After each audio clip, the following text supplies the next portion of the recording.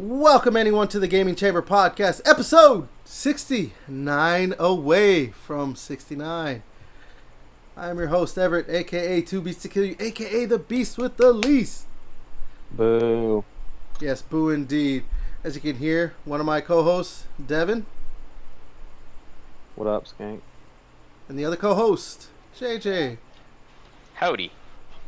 Howdy? Howdy? Howdy do you do? Like howdy doody. Oh, no. Wow.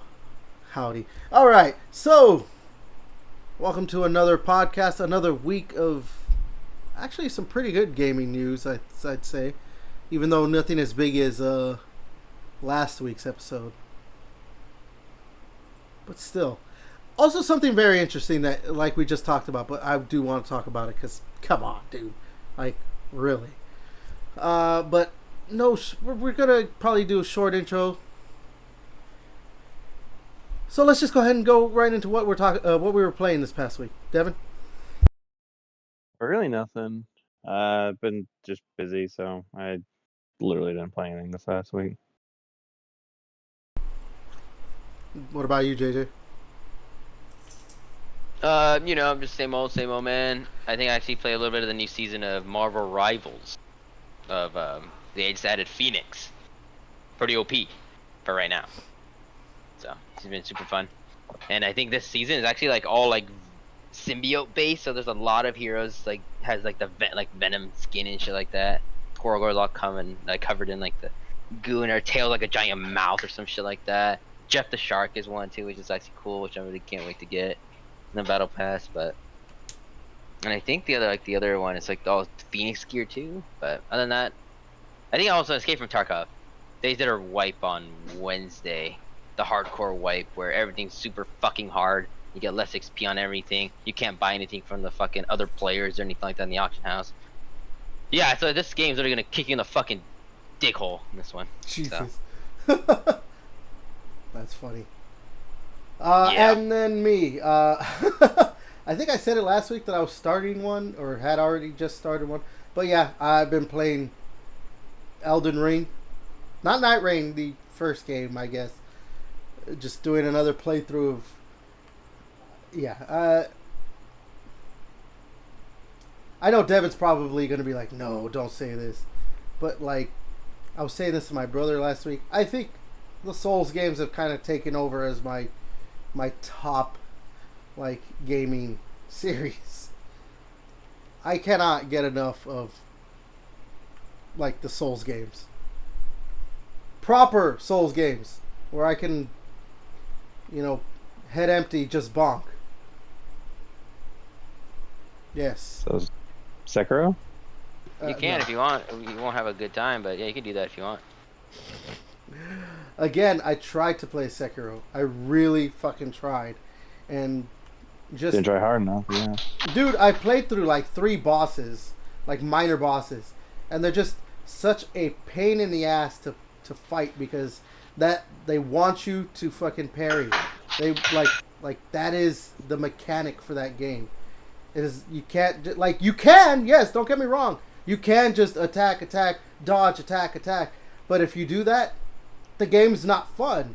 Because the enemies block so much. So, they want you to, yeah, you gotta parry them and then stagger them or whatever it is, break their poise, and then you attack. And because of that, Imagine, it's true, you can't teach an old dog new tricks. No, again, you can't. No, you can't. It's actually fucking crazy, bro. Yes, it is. You cannot teach an old dog new tricks. You just can't. I have always been this way. I do not like to block in fighting games. I don't use defensive things in anything, dude. I've never played defense. Devin, remember, who was the one who played defense when you and I would play NBA 2K? Who was the defender? You. Yep. Well, we never won because you're a defensive liability. Yes, exactly. I'm a defensive liability.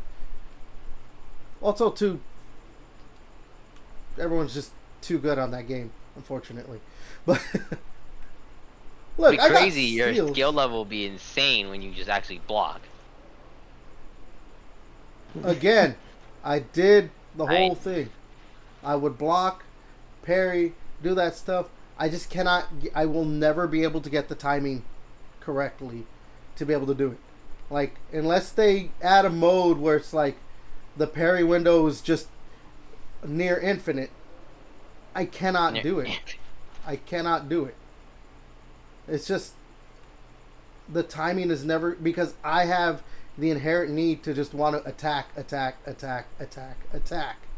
that's all I want to do. So, like, I get impatient. I'm impatient. Like, I don't want to wait around like, okay, all right, and now, oh, okay, and now I can do this. Oh, now I can attack. No. I just want to run in, attack, jump back a little bit, try and avoid attacks, jump back in, and attack. That's how I want to play my Souls games. That's why I love Dark Souls 1, 2, and 3, Demon Souls, Elden Ring, and Night Rain, I guess. Because I could play more like that. It's more to my style. And Did you Bloodborne. use your ability on the Executor guy? Did you use his, like, normal skill? Or only the werewolf ability? The ult. Oh, and the Executor in Night Rain. Yeah. Oh The no, parry ability from I Limit never use that parry ability. Every time I try to use that parry it's actually ability, like a really open window too. That's what everybody's saying. but It's like a easy mode in Sekiro. dude, every time I try to use that ability, all that would happen is I just get hit because I cannot time it right because I'm trying to attack.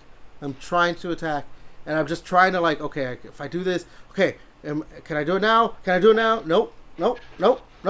Get hit. The only ability I use, that's why I kind of stopped using the Executor in Night Rain, because the only thing I had was transforming into the beast. That was it. Like, because I could not use his other ability.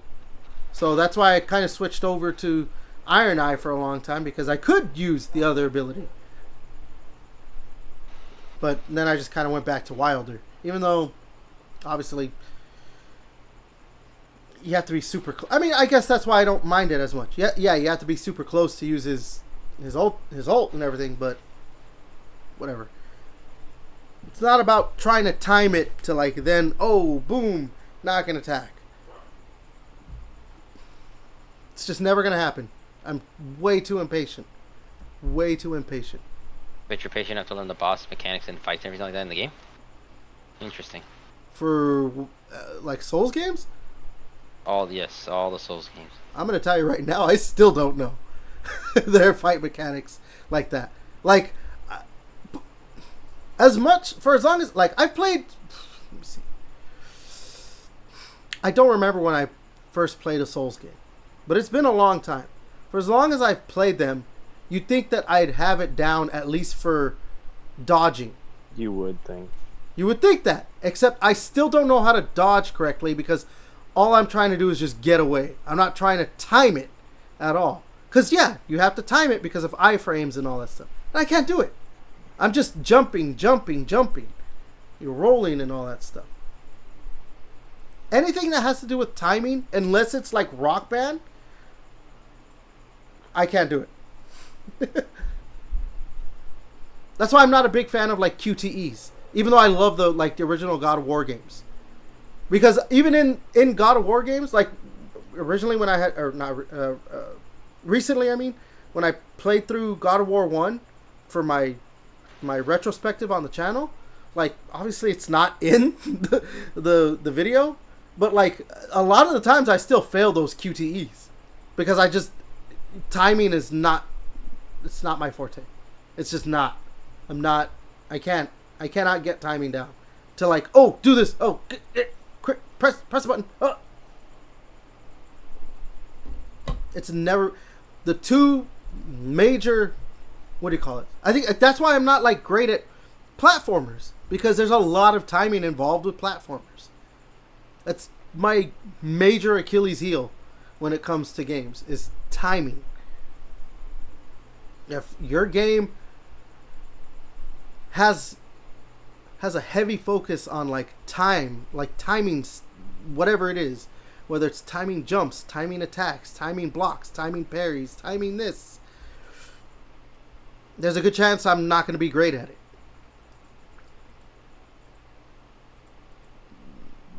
Yeah.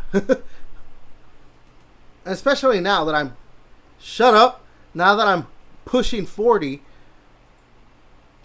80? Now that I'm pushing 40, and yes, my timing is getting worse as I'm getting older. You never practiced that muscle. It was already good to begin with. Yeah, the muscle. Like. Yeah, it was never good to begin with, and now it's getting worse as I'm getting older. So I don't know what to tell you. That's rough, buddy. Yeah, like that's probably the worst part is that like as I've gotten older, my timing is not as great, or is even worse actually. But yeah.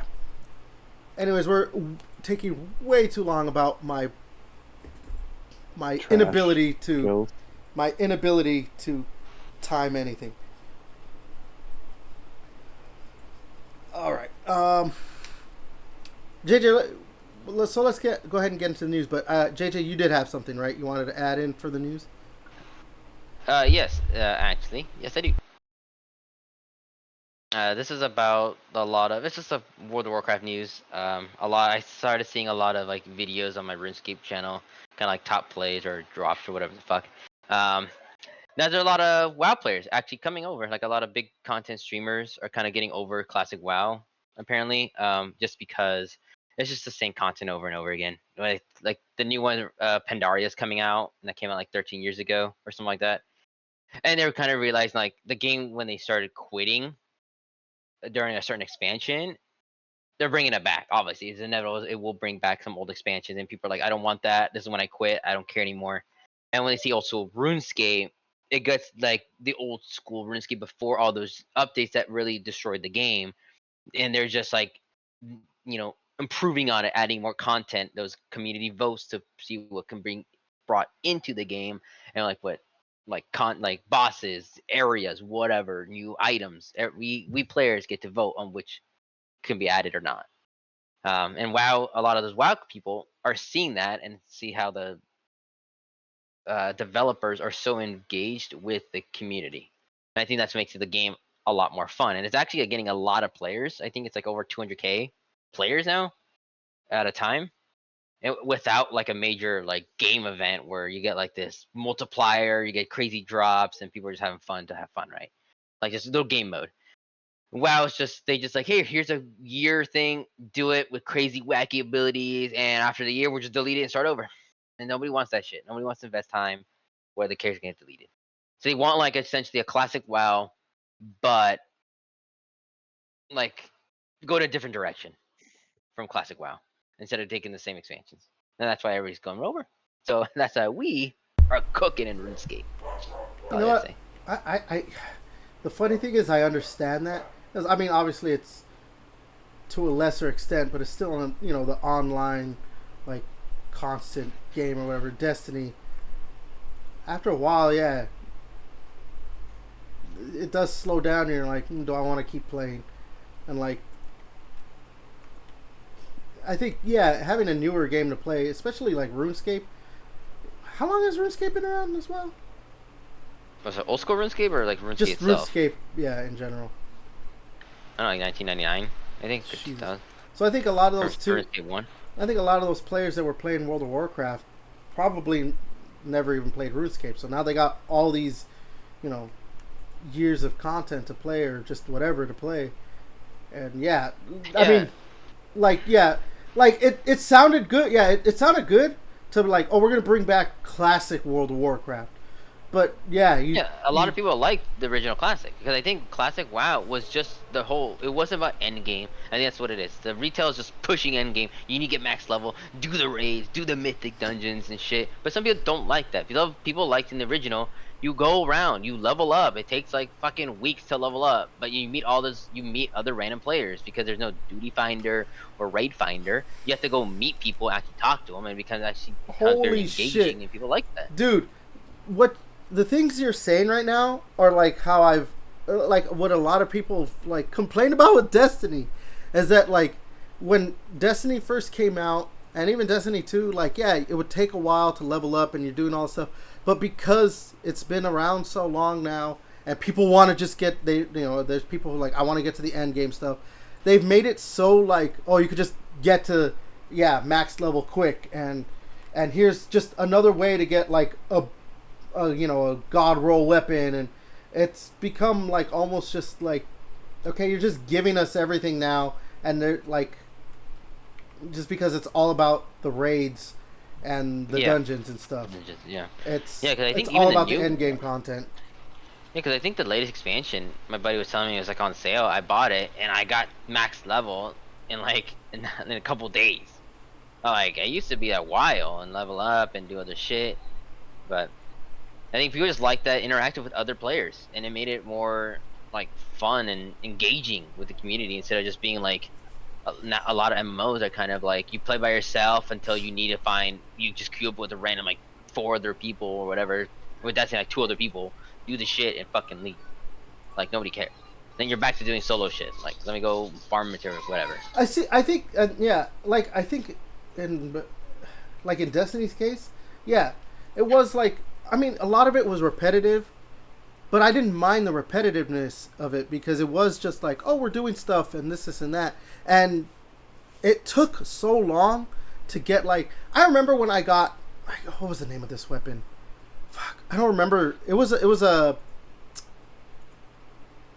pulse rifle that I got that it had a perk where your grenade energy got was quicker, and then also the more time you killed or the longer you're in combat with using that gun, it gets a damage boost.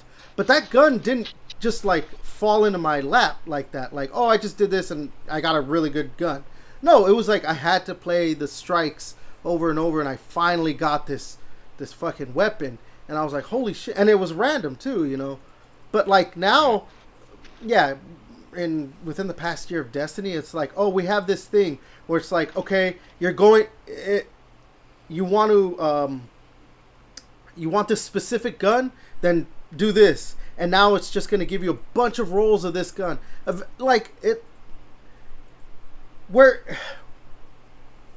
remember in Destiny 1 that actually this is a good parallel to it or comparison thing or whatever.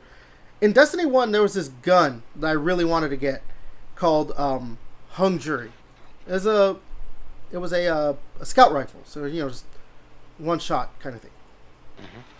And they were doing like some kind of event with like the factions in that game where you do this, eventually you could get that gun. I got the gun on the last day of that event and I was so happy, but I didn't get it right away.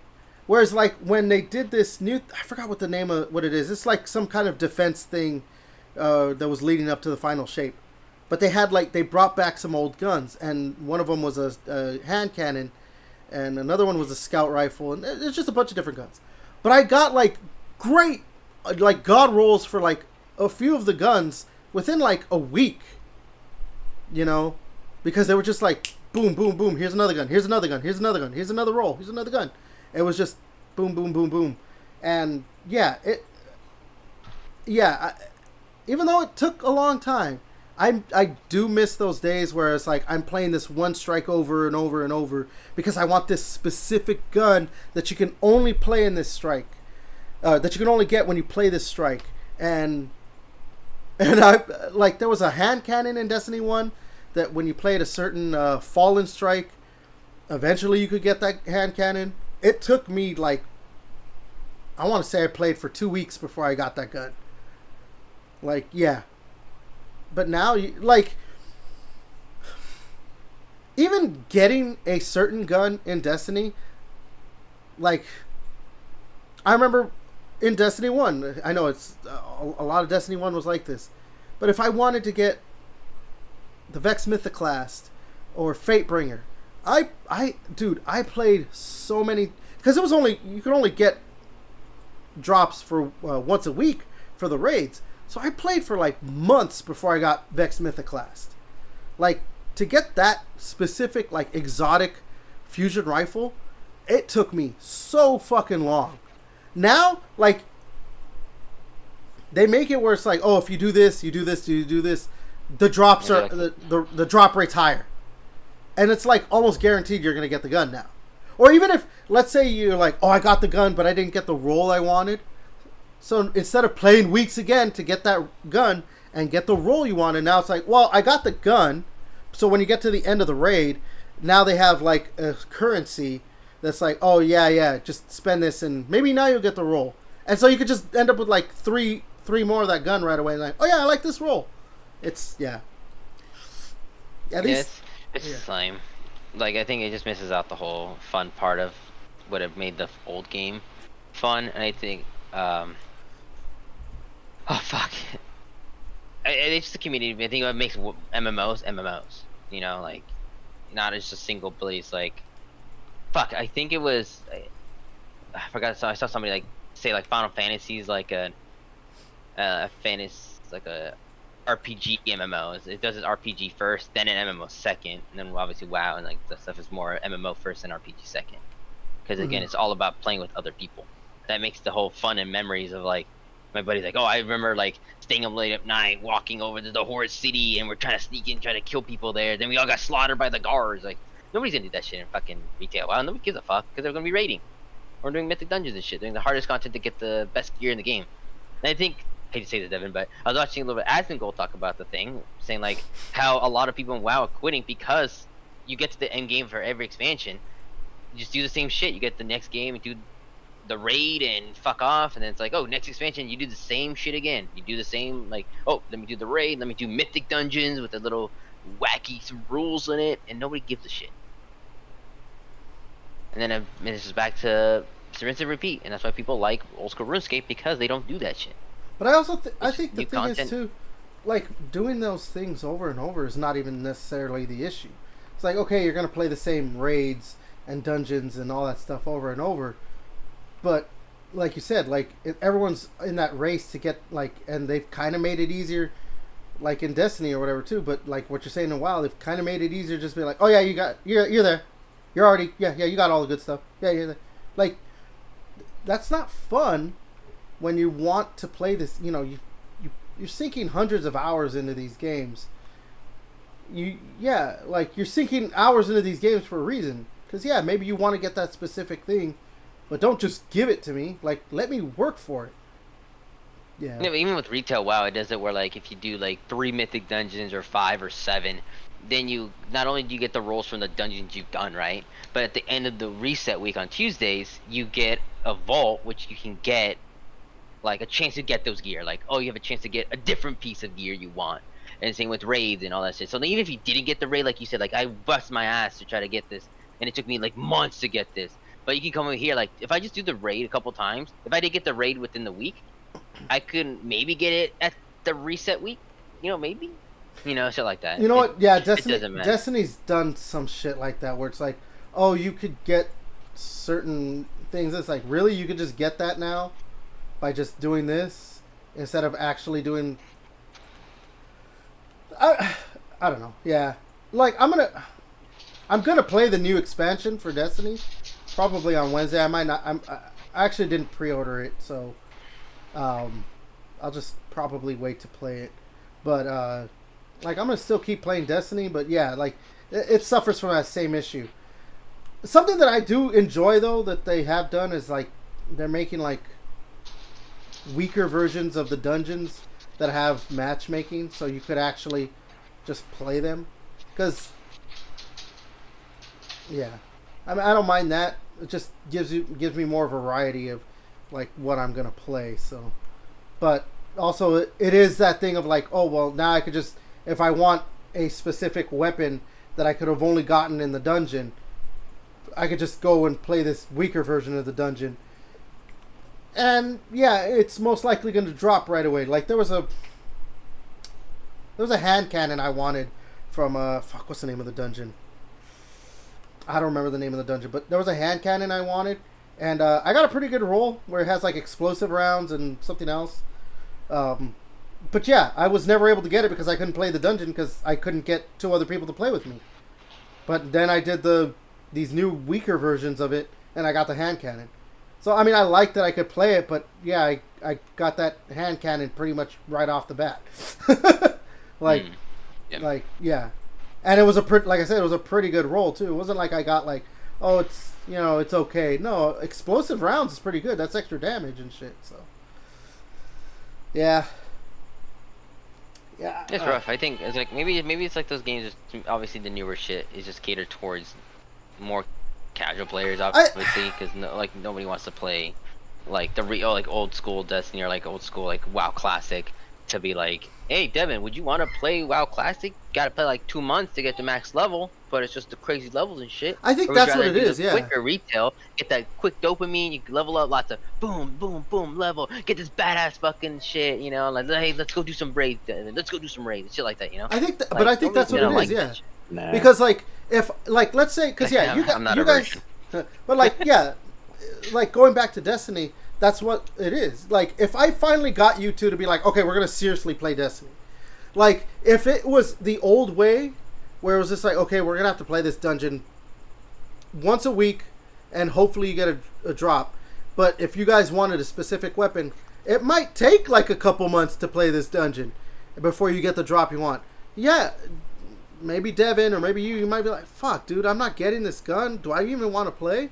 Like, no. Or they make it where it's like, oh, you activate this thing and like, oh, you're gonna get this gun, like almost right away. Unless like you're my buddy Jake, who I played Destiny with, and he just gets drops like he gets, I don't know, the RNGesus is kind to him. I don't know what the fuck. Yeah, it's just honestly, dude. At the end of the day, it's 50-50, bro. You get it, you don't. Yeah. I think that's my take on it. They're just getting tired of doing the same shit. Like their gear, they get badass gears for like a year later. The new expansion or some crazy shit happens, and it's like, oh, doesn't matter anymore. Trying to get new gear, do the same shit again, do the same mythic dungeons, raiding. Like there's no content, and all that old content becomes fucking useless. Nobody gives a shit. But with RuneScape, when they add more shit, it's still fucking relevant. Mm-hmm. Like. If you're mid-level, there's a lot of mid-level shit. So it's like there's a lot of shit you can do for mid-game, and then if you're high level, you can still kind of do that shit. It doesn't matter. There's some rewards for it, and that will benefit your account. I think that's why I think a lot of WoW people are starting to go to RuneScape, because they're actually all the updates. There's not really end game. Like this is the best gear in the game. You want to get this, and they're like, oh well, now there's like 4 different fucking armor sets you can all go for. Do their own special shit, so it's not just one armor everybody's rocking. Like this one's good for like a certain type of bosses and all that shit. Yeah. All right. But I think that's it. Anyway, we've spent a while on this. Yeah, let's go ahead and move. Let's move to the next thing. Yeah. Yeah, I almost fell asleep. Yeah, Devin's not an MMO or consistent online game player. He's more of the single player or just regular ass multiplayer kind of guy. Mm-hmm. Oh, there we go. Live person. Service. There we go. That's what I'm trying to say. Live service games. Yeah, live service is ass. All right, so this one's. I think we could just real quick like react to this because this just came out like 11 hours ago. This came out today. I didn't even see this until recent, like an hour before we started the podcast. But I just want to bring it up. Uno is about to be in casinos. Starting with Vegas casinos, duh, makes sense. But I saw an article that they're starting it in Vegas, and if it's successful enough, they're going to start spreading it around the country and everything. I saw what Uno games they're going to be. I didn't even know there was even more types of Uno. I thought there was just one, but whatever. Oh no, I've seen a lot of them. Like there's Dose. You're kidding. Yeah, there's one called Dose. And there's an all wild card one too. It's only wild cards. What the fuck? Crazy shit. So yeah. If you want to gamble with and play some Uno, you're gonna be able to do that. Count me in. One thing is like, is it gonna be like a dealer or is it gonna be like poker where you're playing No, at you're gonna like get the you know? you're gonna get the Uno dispenser card accessory. You know, shit. Just so I like I said, I skimmed through an article about it, so I don't know, but my belief is, so I work at a casino, all right, and we have two like sections. There's one where it's all like the like blackjack, 3-card poker, baccarat, all this stuff, where it's a dealer. So both sides do have dealers, but it's dealer versus like, okay, to put this in video game terms, it's PvE. So you're on a table with, you know, up to 7 other people there, 6 I think actually, and you're just trying to beat the dealer in those games. Whereas on the other side, it's just Texas Hold'em poker. That's to put it in video game terms, PvP, and the dealer's just kind of a mediator, just to deal the cards. Yeah, So, like World Series of Poker type shit. yeah, so my belief is probably it'll be more like that, where like there's a dealer to give out cards. God, I can't. The first person who's gonna get like shot over a fucking Uno game. That's I gonna know, happen. I don't know. He didn't call Like, fucking they're Uno. gonna draw 4. He fucking pulls a card. Drop. Oh, you're Someone about has to an win. Uno, and then there's like a draw 4, and they gotta draw 4 again the next hand. God damn it! Skip, reverse skip, draw 4. Son of a bitch! I'm fucking meeting in the parking lot. I really hope that this takes off and it ends up in my casino, because I would love to see that shit. And or someone is gonna kill themselves over losing all of their money in Uno. I lost the house. I lost the house Same on last Uno. Like, baby, I lost the house. That Uno, fuck it. The fuck you mean you lost the house on Uno? You lost all of our. You're gone for money. 10 minutes. You lost a $500,000 house to a child's game. To a children's card game? Yeah, exactly. I think Fuck. it's like when I was at Kyle's dad fucking like freaking out in that poker one in that one episode. You know, Yeah. lost all that shit. Something would be it's acting. So yeah, I know it's not a video game, even though there is an Uno video game, but I just had to talk about this because, come This on. would be less Hey, penis-y in this one. lit. Yeah. I don't Well, know, maybe man. the If you've drugs been they are. if you've been to a casino, I don't know if you've been to casinos, man. There's a pretty good amount of penis that gets shown somehow. I work security at a casino. Like, I work security at a casino. The amount of naked dudes that I've seen. Now, granted, they're all transients, homeless people, crazy motherfuckers, but still, Jesus Christ. There's no Jesus Christ in that fucking thing. Yeah, you know what? You're right. There is no Jesus Christ, dude. Just a little side tangent, like casino. If you want to see like the absolute like scum of the earth, go to a fucking California casino. Like, not because there's a bunch of Asians, all right, but because like, dude, like, Does you work there? no, dude, just, Like, oh shit, like a casino on a Monday, fucking noon. dude, Shit. yeah, that's the thing. I'm like, it's fucking like, you see It's people like there, going I'm to a like, strip club in the morning, bro. Let's go to Yeah. a strip club at 2 p.m., bro. Like, hell it's no, like, on a yeah, Monday. dude. I'll be out because I work from 5:30 in the morning. Ah, hell no. I work from 5:30 in the morning to 2 p.m. And like the amount of people is just like, dude, what? It is 7 in the fucking morning, and you are getting drunk, and fucking Hell yeah, brother. getting, and Is it's your a casino That's the American 24/7? Yeah, your casino That's- Well, 24/7. yeah, yeah, what no. The founding fathers fucking wanted to that's the form American this dream. nation on was the Uh, ability to. Casinos are 24/7, so yeah. Okay, so like the thing is like I'm assuming their shit has dark tinted windows, right? No, Because they're- like I think that's like because No, like there's- that's the thing of Vegas. So like they tint their windows so high so nobody knows what the time of day it is outside. So you can no, stay in the there's party all no night. like aside from the entrances, there's no like actual windows in the casino. Yeah, so there you go. So then see like nobody knows what time of day. So they can be there. Oh, I'm only here for like an hour. It's like Dude, I've been here okay. for 7. That's why Vegas has.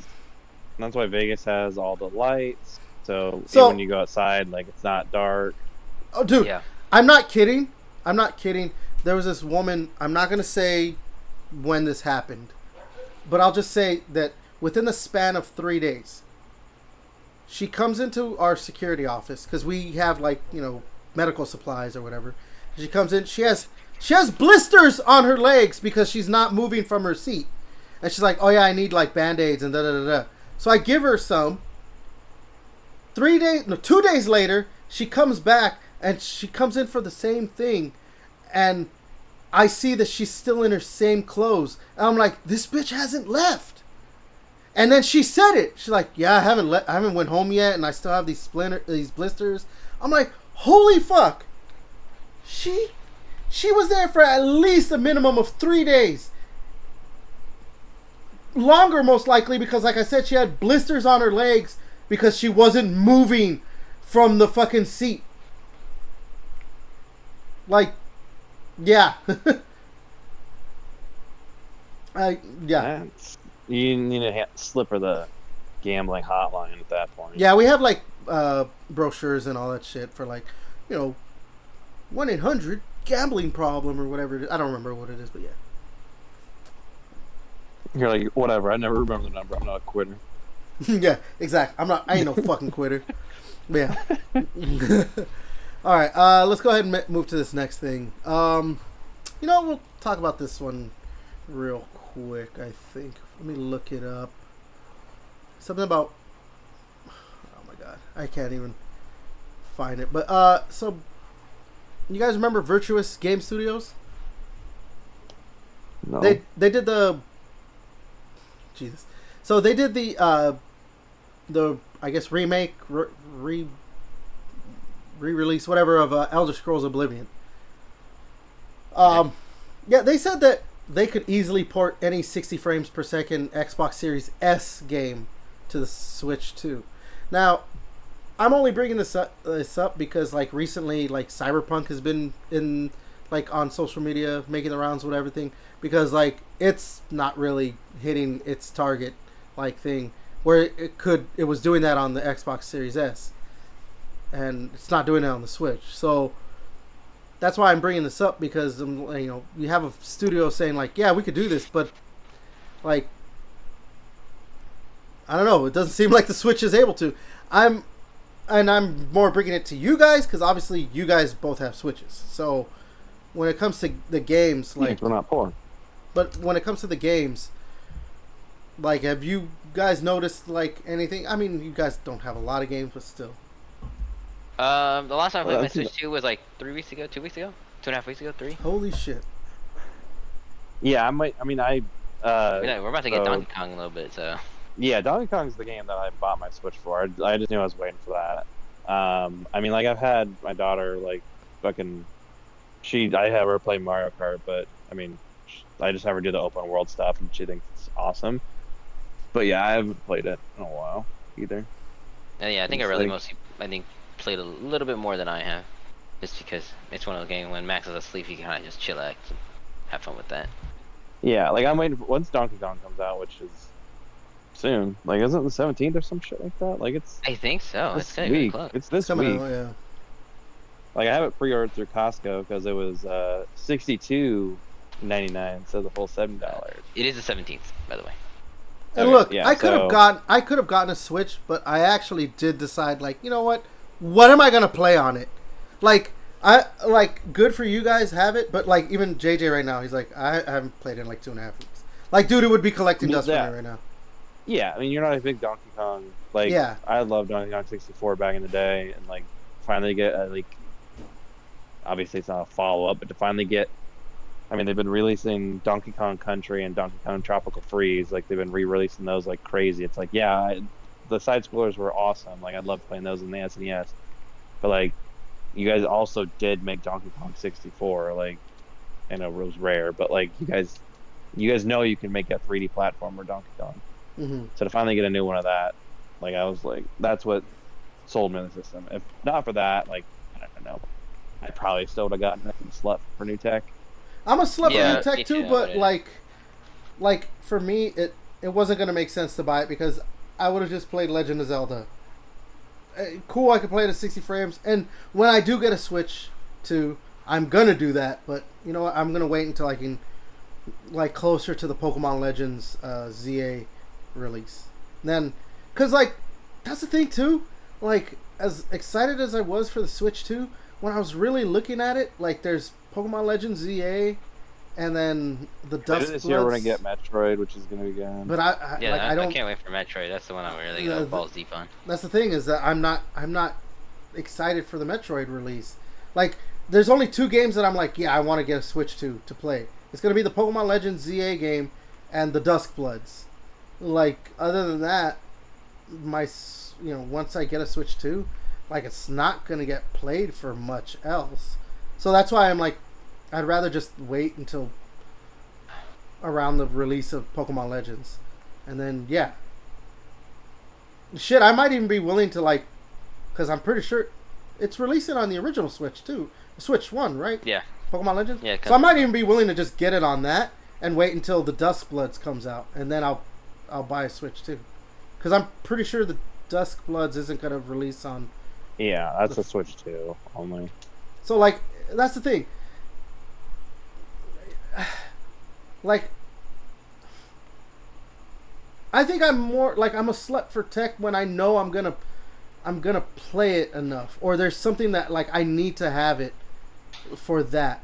Like, when obviously I got the Xbox Series X, but there wasn't really anything on it that I was gonna that I couldn't have played that I was gonna play that I couldn't have played on the Xbox One X that I had. But it's like, I'm an Xbox guy. Like, I want the new Xbox, and yeah, I'm only playing a shinier version of Gears 5 or whatever, but, like, I'm an Xbox guy. I'm gonna, like, I play my Xbox every day. And, that's why when I got the PlayStation 5, I waited until, like, I don't remember what game was coming out, but I was like, okay, I'm gonna get a PlayStation 5. Like, I'm just more inclined to want to wait on a Switch 2, because for me, there's just not much that I'm wanting to play, because I'm not as big into the. Yeah, I wish I was more into Donkey Kong, but, like, aside from those original Donkey Kong Country games, I've not been a big, like, Donkey Kong guy, and even then, it's only really, like, the first 2 Donkey Kongs, like Donkey Kong 3 and all that. I didn't really care too much about. And, like, what was the Tropical Freeze? Was that when they brought it back, or was it? Oh, Returns, right? Yeah, it was Donkey Kong HD, like Donkey Kong Country, like HD Returns, and then it turned then with Tropical Freeze. Yeah. So, I don't know. Maybe I might be like, okay, maybe a 3D Donkey Kong might entice me more. But I don't know. Or maybe I might just end up like, okay, I want to try out, because I've never played a Metroid Prime game. I've played pretty much all the side-scrolling Metroids, but except for, I think, the first. No, I played the first one. Never mind. The Game Boy one that. Wait, I think that was even actually a remake, wasn't it? Fuck, I don't even remember. No. Yeah, that Game Boy Advance one might have actually been like a remake of the first one or something. Those Metroid Prime games are kind of confusing. Well, okay, actually, what was it called? Not Metroid Prime, Metroid games. Metroid Prime Federation Force. Well, I guess that's a Metroid Prime game, right? Other M, I've never played. Yeah, that one was. You're like, not a lot of people played that one. Yeah. So yeah, I don't know. That's the thing. Like, because even when you were like gonna sell me a Switch, I was like gonna pull the trigger, but then I was just like, like, Yeah, I'm poor. no, Just say dude, it. it wasn't. No, it's not about that. It literally was like, I'm just gonna end up playing Legend of Zelda, Tears of the Kingdom, and Okay, Jake, Breath of the we Wild can again. talk about it. Wow. Mhm. Wow. Sorry. The elites can talk about it later. Anyway, No, all was right. it? But like saying for the Switch stuff, I think there's like also a rumor I thought I saw where Donkey Kong 64 is going to be coming to Switch Online. I think for the Yeah. N64. I think it's that and Yeah, it's Smash like Bros. And some other Smash. shit. Yeah. Glover. I think Glover too, bro. He's sick as shit, bro. And it was funny. I actually saw Glover on the Xbox store or some shit for like $12. I'm like, shit, I remember this game, bro. I played the fuck out of this in N64. You know, Never beat it, but honestly, if before like the Dusk Bloods comes out, if they like, hey, we're surprise releasing like Wind Waker HD or Twilight Princess HD on the Switch too, I'm probably gonna go ahead and just get one pretty much right away. It's funny. You're most likely gonna get that in Virtual Console. They're not gonna fucking do an HD remake on that one. I mean, they said just they've come out and said just it's Nintendo now. They seem like they want to make money left and right. I'm more inclined to believe that they're like, you know what? Even though Wind Waker's on the GameCube online shit, hey, how much money? And you know, they're not going to be like, oh, we're only going to sell it for like $50-$60. They're going to sell it for $70 at the minimum. Wind Waker HD and Twilight Princess HD, and they're not going to put them together. They'll be separate. They'll be like $60-$70. They'll be full priced, and we're all going to complain about it. And we're all gonna because all Zelda players are delusional. So yeah. All us Zelda fans, we're gonna complain about it, but we're gonna fucking buy it because we're fucking morons. But anyways, let's move to the next thing. Let's move to the next thing. All right, so the Nintendo Switch game vouchers. We're gonna stay in some Switch news for a while. The Switch game vouchers are gonna be discontinued January 30th, 2026. Game vouchers purchased before that date will be valid for 12 months from time of purchase. So, I don't know. Do you guys remember the game vouchers? Yeah. I see them. I mean, it was a good idea, but I don't know. I didn't really... I didn't see too many people talking about, like, oh, you could... spend $100 and you could get 2 games? But it was like select games, right? Yeah. Something yeah, like it was basically for like their Nintendo first party titles. Like basically, like you want to save a few bucks, like buy the game vouchers, and yeah. Yeah, like right now, I think the list has Mario Party Jam, Jamboree, Brothership, Echoes of Wisdom, Xenoblade Chronicles X Definitive Edition, Luigi's Mansion HD, Donkey Kong Country Returns. I think maybe I have to see them again. I mean, they're probably also Mario. discontinuing it because like their games are going to be $80. Actually, Yeah, but you could turn on my increase the Switch, check price. it out. Yeah. That's true. But I want to keep my games, dude. I want them physically, bro. I want to own my games, bro. That's the only reason I want to buy anything digitally anymore. I really hate. So let me get on Steam and play some World of Warcraft or some shit, bro. You know, I really actually hate that crowd of like, I want to own my games. That's why I love physical. They're getting a little too like up their own ass about it. And it's just like, okay, I get it. You like physical copies of games. Good for you. You don't need to constantly tell everyone, I play physical. I buy my games. Blah, blah, blah, blah. Like, cool. I just prefer the fucking convenience of digital. Kiss my dick, dude. Like, I don't know. Like, yeah, I like physical when games just easy. Pop in the game, you're done. You know what, Pop in the console, you're done. That's the other thing. Like, you know, everyone talks about like, oh yeah, I just put my game in. Like, dude, that's not how it is anymore. Like, physical, you just back in the day when it was like maybe there was an update, but it didn't take that long. You know, back in the 360 days, you pick up a game at midnight launch and then put it in, or even just the next day or whatever, put it in, and maybe there was an update, but it was like a 60 megabyte update. You know what I'm talking about, where it just kind of like went real quick. But now, yeah, you put in a game. Dude, I remember like when it started to be like that, I think I got Halo 4. And it was like you had to install the game from a separate disc or some shit like that, right? And it was just like, that's where it really started. It's like, oh yeah, you're going to have to really like, owning the disc doesn't mean shit anymore. Now and obviously as time has gone along, owning a disc really doesn't mean shit. I mean, or even a cartridge. Like, how many? It's only first party games, right? That are like for Switch or whatever that are on the cart. Everything else is like, oh, it's a game key card or whatever. Like, maybe, I don't know. Again, I have Mario Kart, so I know it's a code. So I don't know if I can tell you. I don't know, but like, yeah, you can't just put in a disc now and it's like, oh yeah, it's just playing. Like, there's updates.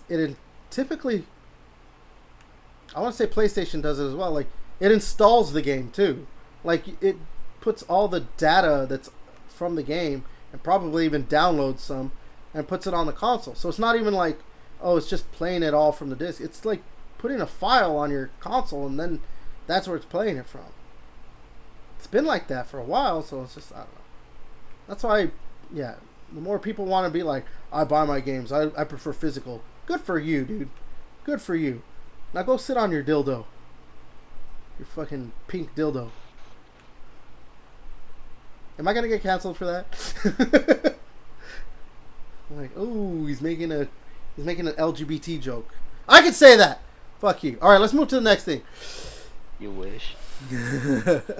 Let's move to this next thing. All right, so this one's gonna be closer to home for you guys. So GameStop, GameStop is auctioning off its quote unquote infamous stapler that damaged numerous consoles from the Switch 2 launch night. Yeah. They won't sell us the idiot that did it, though. I just find this funny because I don't know how long ago. Remember we were talking about like a Cheeto or something, some kind of something that was shaped in the, I don't even remember what it was shaped like. But it was going for a lot. And it was a ridiculous, like, really? People are bidding on this? So, and like this right now, if I look it up, yeah. The bidding, at least the time of this article, was over 100,000. So, we just lost Devin. Okay, Devin's back now. That was weird. So, yeah, the bidding is now over 100,000 for a fucking stapler because it damaged some consoles. Yeah, I mean, is the money going to charity or? It is. It's going. The money raised is going to Children's Miracle Network hospitals. So At least that's what GameStop says. I know, right? At least it's going to, it's supposedly going to something good. But I'm just like, really? Really, people? We're going to bid $100,000 on a stapler because it damaged some consoles. GameStop's leaning into that meme energy right now. Yeah, dude. Hey, me man. Their edgelord era. That's funny that they're like leaning into that because didn't they like, now they want to lean into the meme stuff, but didn't when their stock was going up, weren't they kind of like, I don't know about that. Maybe we shouldn't worry about that. Yeah. Well, now they're trying to buy like PSA. That's the rumor. They're trying to buy like PSA for card grading. So that way you just go in to a GameStop and you can trade in your shit and send it in to get graded, your Pokemon cards or sports cards. It makes sense for them to do that because I mean, the fact that they've lasted as long as they have as a video game, store is a miracle. But it would be nice. I mean, like, it would give people a lot of instead of mailing their cards in, like, it would give convenience for people to like just go to a store rather than like having to mail it in.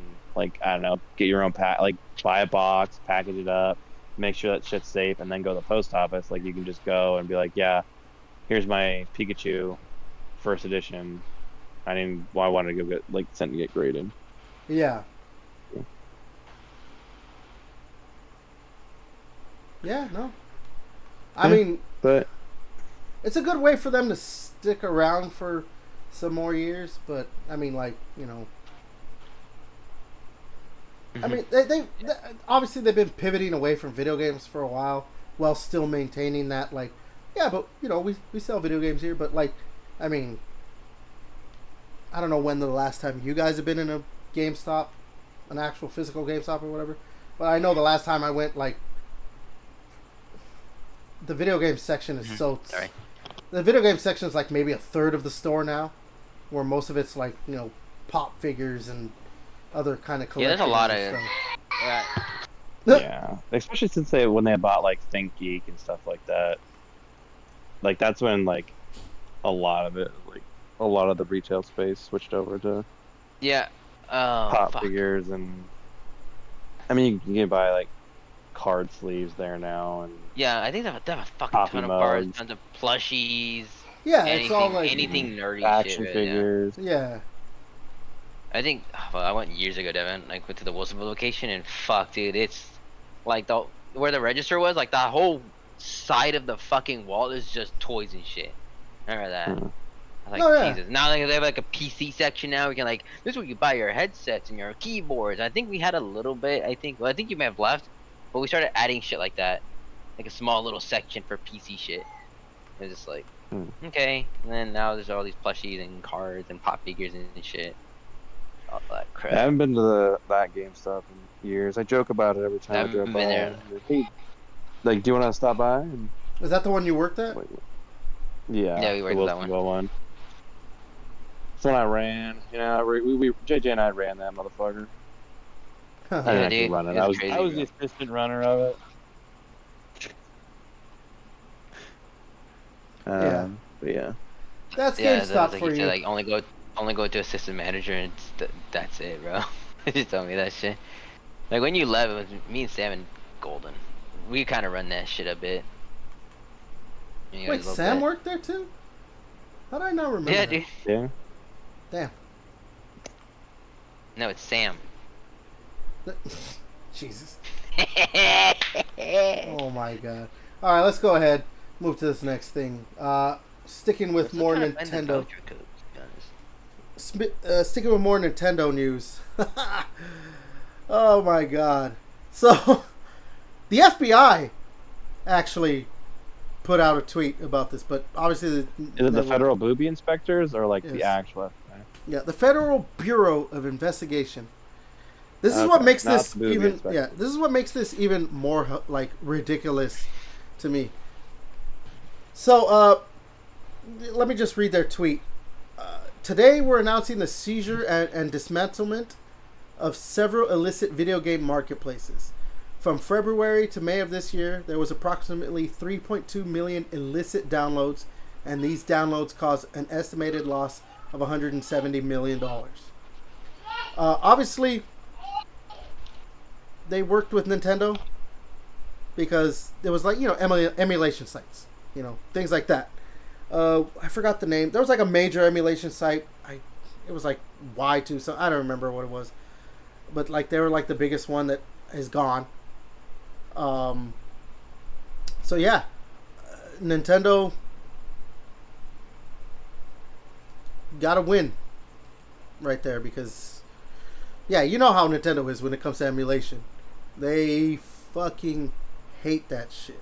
Oh, the thing I was talking about.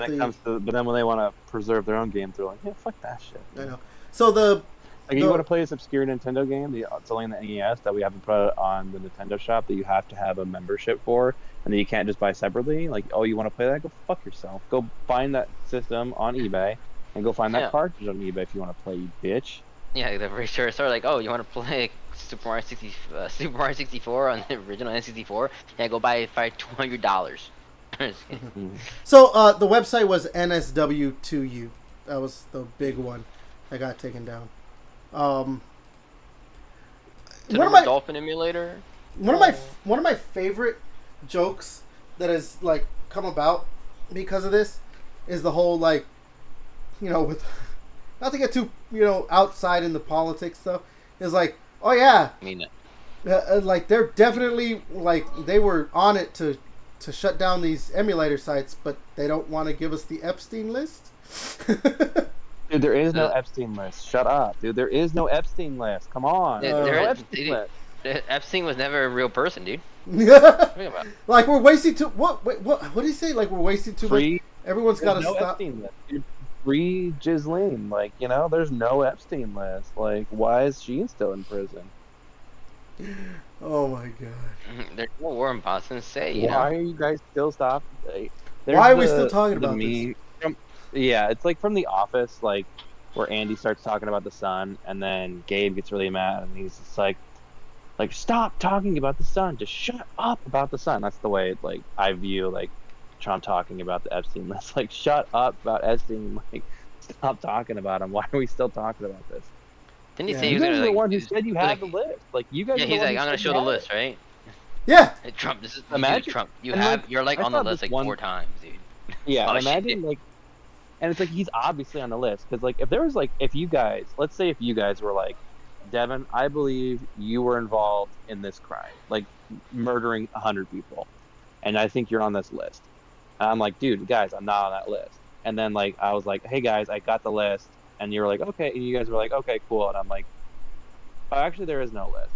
Like it would be pretty suspect. Like, if there was a list proving my innocence of murdering 100 people, you guys would, and I was like, here you go. Here's the list of like the people who were involved in these murders. See, I'm not on it. Told you guys I was innocent. If there was a magical document like that, you would release it, because then Trump could go out and be like, in this example, he could be like, see guys, look, I'm not a pedophile. Yeah, I met Epstein once or twice. I was never at his island. I was never on the flights. You know, like, that's like you're clearly guilty, but no one's gonna do anything. The Diddy party though, maybe a little bit of the Diddy party. Well, dude, No, we're not talking about that. We're not talking about that. We're talking about the list. The list. dude, that's another thing. I can't believe fucking P Diddy is not gonna suffer it. Like we all know he's fucking guilty of all that shit. And he's prostitution, basically. Yeah. That's what happens when you're rich, powerful, and famous. Especially in Trump's case, he's the president of the United States. They can silence anything they want. Yep. But there is no list. So instead, they're going to shut down all these emulation sites for Nintendo. So yeah. But okay. So yeah. Aside that, like, yeah. What are your guys' thoughts on like all the emulation sites getting shut down? Yeah, I mean, like I kind of joked about it a second ago. It sucks. I mean, like, I wish Nintendo would just like, it's cool they have their Nintendo Switch Online, and it's like you can get these games, but I wish you could just buy, like how they had the Wii Shop in its infancy. Like, it was a good idea, but obviously, like, you didn't have like a user profile, and like downloads were attached to a console, and if your console broke, you were just fucked. But now it's like, oh, you have like the ability to attach things to people's Nintendo Switch Online, but now they got rid of the feature outside of when it's like a Switch or a Switch 2 game now. It's not like it's attached to your thing. I wish you could just buy Wind Waker. Like if you're like, I just want to buy 20, like I will give you Nintendo $20 to have Wind Waker on my console. But no, you have to continuously have a Nintendo Switch Online membership if you want to play Wind Waker. So it's just like, that's the part that I wish would come back. And I feel like why people like our Switch like still have emulation as like, I don't know, a need, because it's like, I don't know. Yeah, I know we said like Donkey Kong 64 might be coming to the Switch, but like if we wanted to play, we would have to either buy the game. Actually, take that back. I did buy the game. Actually, I do have it for the 64 right now. But like if I didn't, I would have to go get it and spend money on that, get a console, and it'd be rough for those average people. Especially those consoles get pretty pricey, you know. And the older it gets, the more expensive it gets, you know. It just sucks, but hopefully Nintendo can bring some of those those games back or something. So, Devin, you brought up like, you have to constantly have the Switch Online and all that stuff. And I've repeatedly said like the way gaming is going is subscription services are going to basically take over. Like, I do like that we have the Nintendo Switch Online. So, and they're going to have all these classic games and everything. But also, I kind of, you brought up like, oh, I'll give you money. Just let me own this game. Like, it would be better if it was more like Game Pass, where it's like, yeah, if you have their Switch Online, Exactly. You could, you get it. But if you buy it, you could still buy the game, and then own that digital copy. If you want Gears of War Reloaded, if you're like, I don't want to pay for Game Pass because like I'm just a Gears guy, you can just buy Gears Reloaded. Like, that's an option. Yeah, it would be a lot better if they they did that, but you know, it is Nintendo. Look, like that's the thing. I think as much as we all, you know, talk shit and shit on Nintendo for what they do, the thing is, we've all accepted that they're just always going to be behind in how they do things. They're never going to like catch behind up. And like not pro-consumer. Yeah.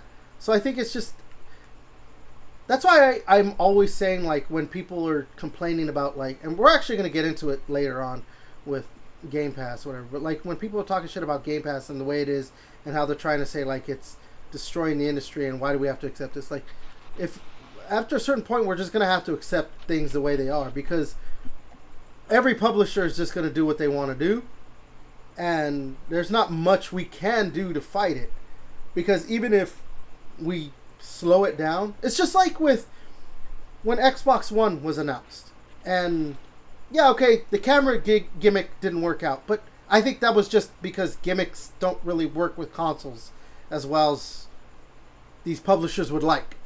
But the Xbox One console was basically just going to be an online console, and people complained about that enough that Xbox did they took a step back. But like, you know, fast forward, what is it, 12 years now or whatever since the console came out? Like, how many times have we had like, oh yeah, there's like a PSN outage or an Xbox network outage and you can't play your game, you know?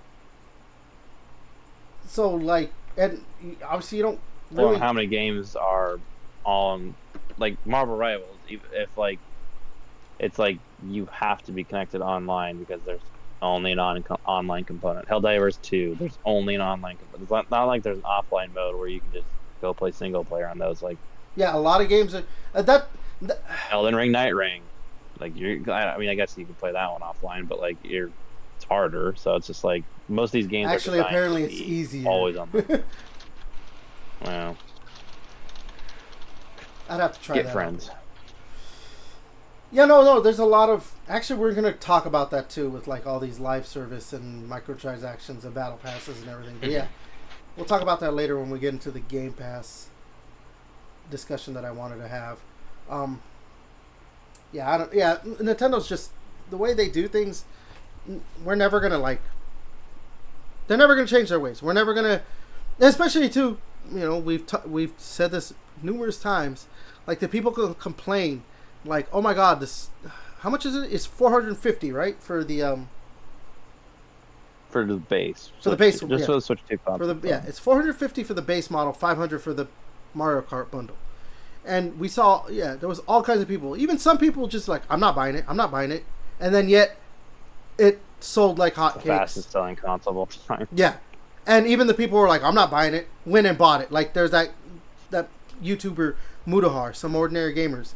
He bought one and had to like apologize to his fan base or whatever for buying one because he said he wasn't going to. Like, people are going to complain like, I'm not going to do this. And then there's going to be enough people, and even some of those people who say they won't do it, that will do it. Like, it's just how it is. Yeah.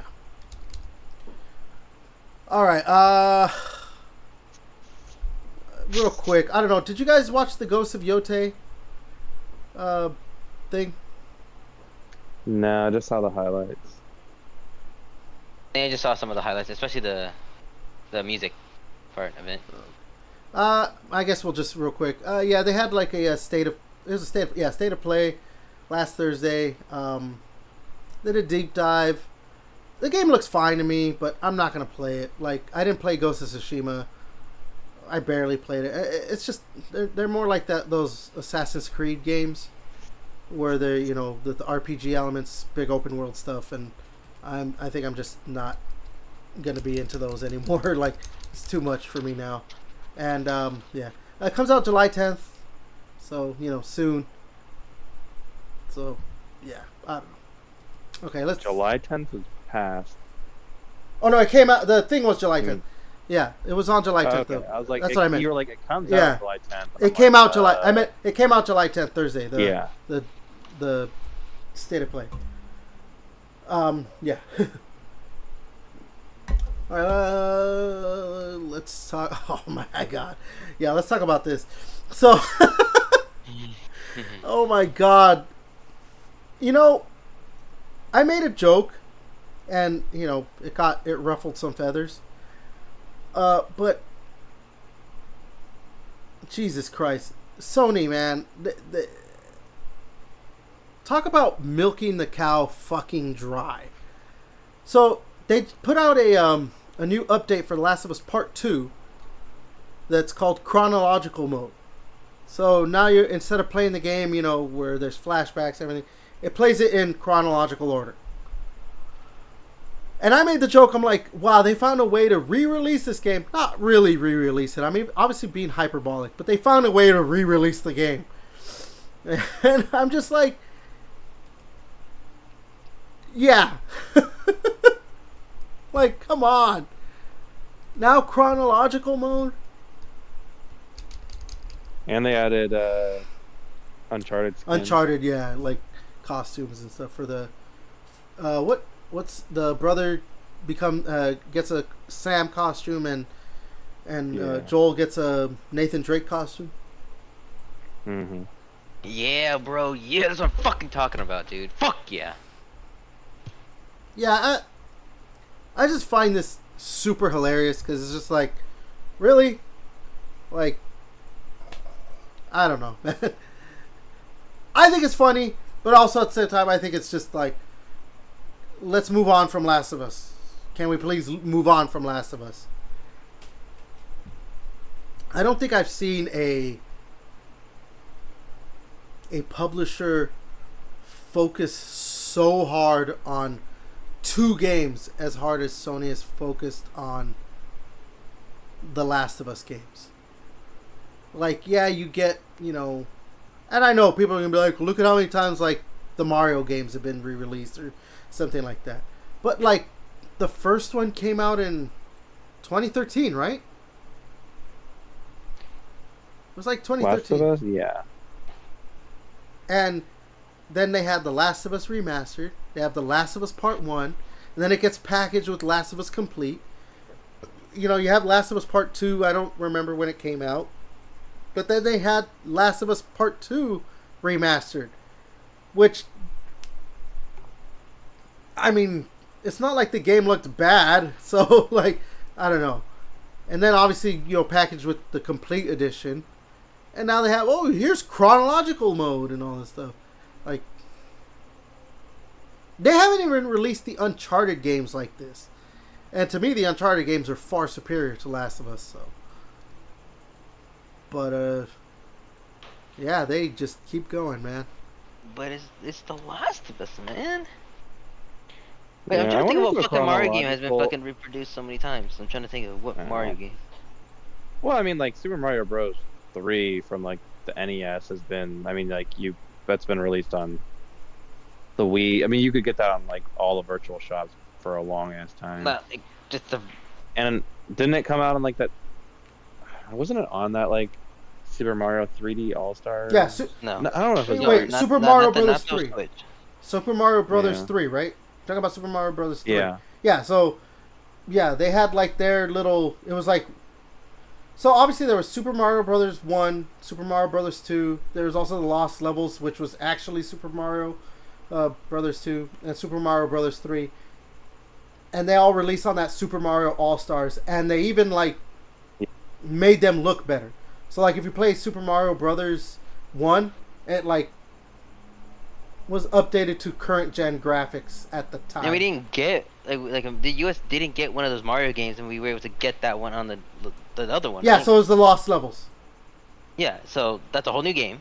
Okay, we get that one. But I'm just specifically talking about, like, Mario Brothers 3. Like, that got released on, like, a lot of different systems. And But it's still, virtual consoles, so it's horseshit then. I know. But we're So, talking about, like... the one that's like like, probably you could fucking say, Legend of Zelda Twilight Princess. We got a fucking GameCube, Wii, and fucking Wii U. But also, too, shit like like that. Super Mario Brothers 3, we're talking about, like, a near 40-year-old game or some shit. It's, like, over 30 years old. It's, like... In fact, I think the first Super That's Mario true. Brothers... I want to say the first Super Mario Brothers is 40 years old. Or about to be. If you're wrong, you have to send us nudes. I'm gonna look it up. I want to say it came out in 1985. So, yeah, 1985. Super Mario Brothers. It came out. When did it come out? September 13th. Holy shit, we're about to hit 40 years of this fucking franchise. Well, since we lost, I'll send you nudes later. All right there. Oh my god, Jesus Christ. Let me check when Super Mario Brothers 3 came out. Super Mario Brothers 3 came out in 1988. Damn, we're pumping games year after year, and they were still fucking bangers. So, yeah, it's a difference when you have a game that came out fucking, like I said, nearly 40 years ago. That's, yeah. Compared 2 years later, Super Mario World. Yeah. Compared to a game where, like, yeah, the first one came out 12 years ago. So it's not even like, it's just ridiculous. Then that means it would be Twilight Princess. Then it would be Twilight Princess. Then to kind of really be kind of what's similar during the whole GameCube, Wii, and Wii U. And people want it for Switch, and then people want it for Switch too. Like, I don't know. Yeah, obviously emulate it, but you can't no more. When it comes to focusing so hard on one franchise, like, yeah, I just don't. I don't know, because like.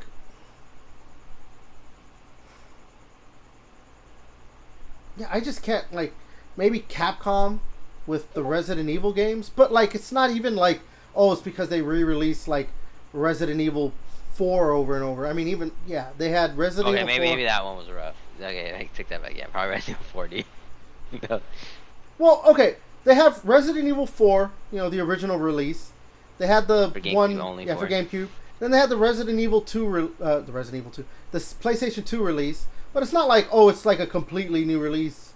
It was just like, oh yeah, we're releasing it on other consoles. Then they had like the. Well, that also came with Ada's Mission, which was not on the GameCube, I think. Oh. Or a special one. But then there was like, I guess the Wii U edition or the Wii edition of Resident Evil 4. Like, it's not like they're just basically releasing them for more consoles. It wasn't until like, yeah, then they had Resident Evil 4 HD. Okay, yes. Which makes sense. Now they had the remake. But, like, Resident Evil 4 came out...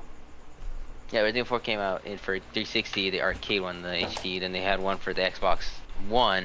Then it came out, and then obviously the remake. But again, Resident Evil 4 came out in, I want to say, like, 2000... I think it came out in 2004. I want to say 2004, 2005? So, 2005. January 11th. So, Resident Evil 4 is a 20-year-old game. For them to do what they've done with the releases makes more sense. Especially, too, because, like, the original one came out on the GameCube. Then, yeah, they had their Resident Evil 4 HD, all that stuff. And, yeah, they could have stopped there, but they did the remake because they've been remaking all their games. Because they want to have, like, the games look like current gen, what they're doing with like Resident Evil Village and 7 and all that. Except the third person, because obviously they were already third person. Like, obviously, I'm pretty sure we'll see Resident Evil Code Veronica next. I mean, the one that you could say that, well, no, not really, I don't know. If they, like, re-released, or not, if they did a remake for Resident Evil 1, like another one, maybe I guess you could say that. Because they already had, like, an actual remake of the game, but, yeah.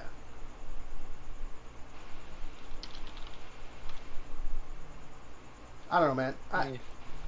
Again, but, like, these games are all, like, 20 years and older and stuff. The franchise... I think the other ones, they did add a little bit shit different. I think it's really the same game unless they added photo mode or something. That's the other thing too. Like, these games, like, when they do the remakes, like, yeah, there's Resident Evil 4 and then Resident Evil 4 HD, whatever. But then when they did the remake, it did feel like a completely new game. The Last of Us is just Last of Us but prettier,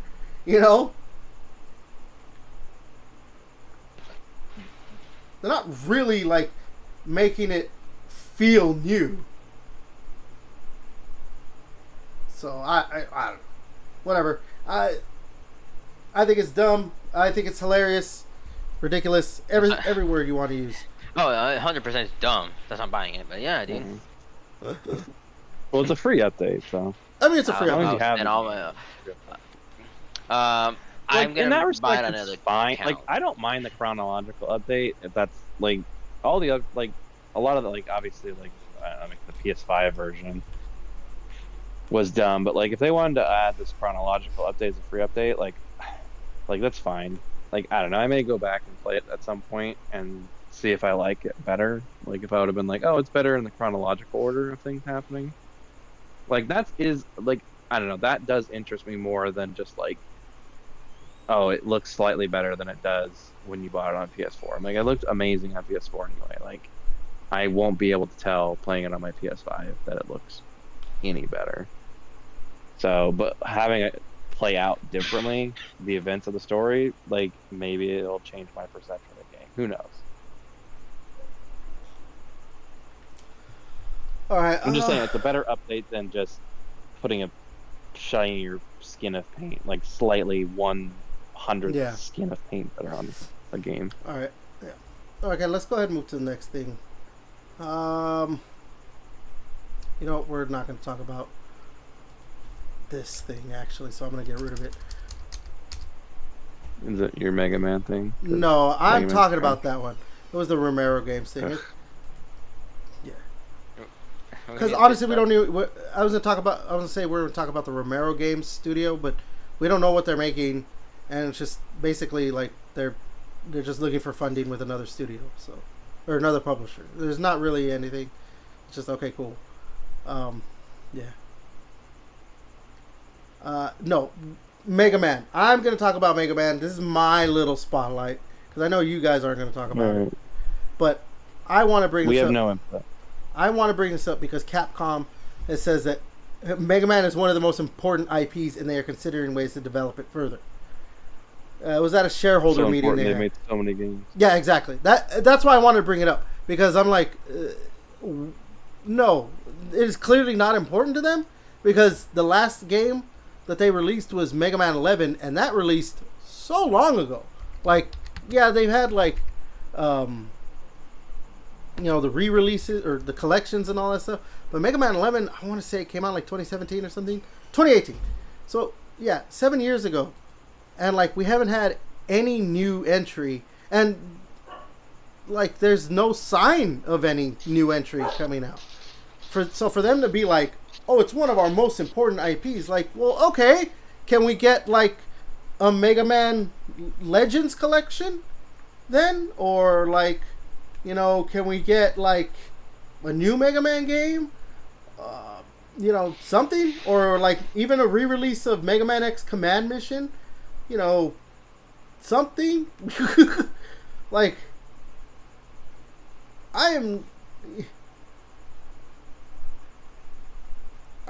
Mega Man is so important to me. Okay, because I think we've talked about it before in previous podcasts, whatever. There's always those like 1, 2, you know, few franchises that you grew up. They're part of your like gaming core. You know, your gaming blood or whatever. They are kind of what define you, whatever. And Mega Man is one of those franchises. Like I grew up playing Mega Man games, and to not have like in the past like 20 years. I think there's been a handful of like proper Mega Man games that were released, and only which of maybe 3 were actual brand new games, which was Mega Man 9, which came out in I think 2008, Mega Man 10 in 2010, and then Mega Man 11. But like, I guess there's that Mega Man X Dive or whatever. But that's like one of those like mobile phone like live servicey type of games. It's not a real game. And then yeah, we've had collections. And I'm glad we have those collections. The Mega Man collection, the Mega Man X collection, the Battle Network collection, the Mega Man Zero collection, which didn't just have the Zero games, it also had the ZX games, which, I'm glad you could play those on current gen systems and all that stuff. But it's like,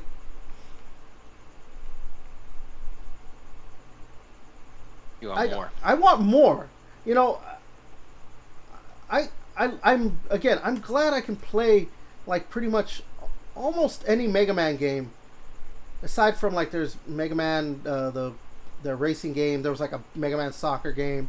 There's like these 2 arcade games that you can't play through these collections. Obviously, the 2 Mega Man Legends games you can't play because they're not in any of the. They need to bring those back. Like, I know it's only 2 games, but a Mega Man Legends. Well, I guess there's also the Misadventures of Tron Bonne. So if they had like a Mega Man Legends collection, I'd like that too. But like, I want a new Mega Man game. Specifically, I would love a new Mega Man X game because the series still has legs. Also, too, I would like for them to bring that Mega Man X Command Mission. It's RPG, but I just want to be able to play every Mega Man X game possible and still get new games.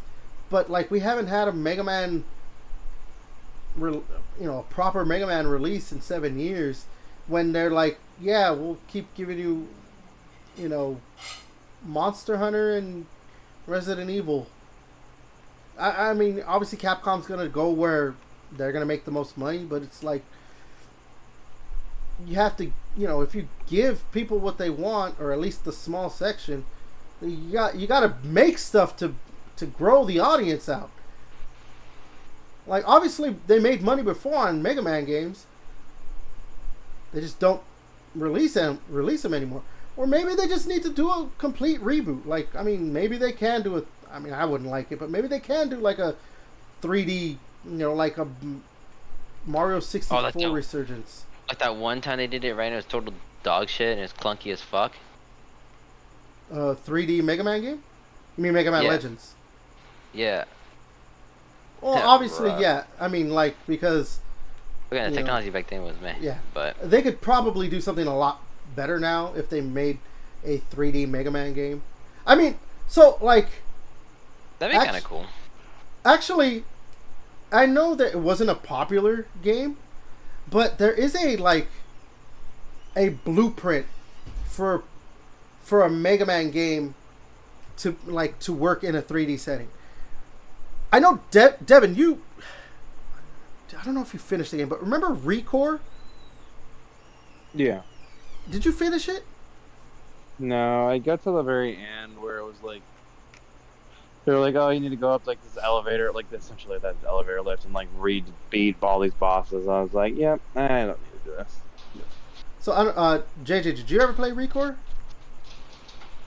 No. Okay. That has the blueprint, I think.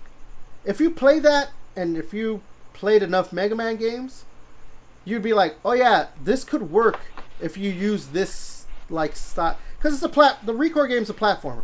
It's a 3D platformer. But she has, like, a dash and everything, the character. So, I mean, you just add wall climbing, like, if you're specifically more of a Mega Man X game. I'm thinking more Mega Man X 3D platformer. But I think you could do a Mega Man X a Mega Man X like 3D platformer, or if they just want to do a Mega Man platformer, but in 3D.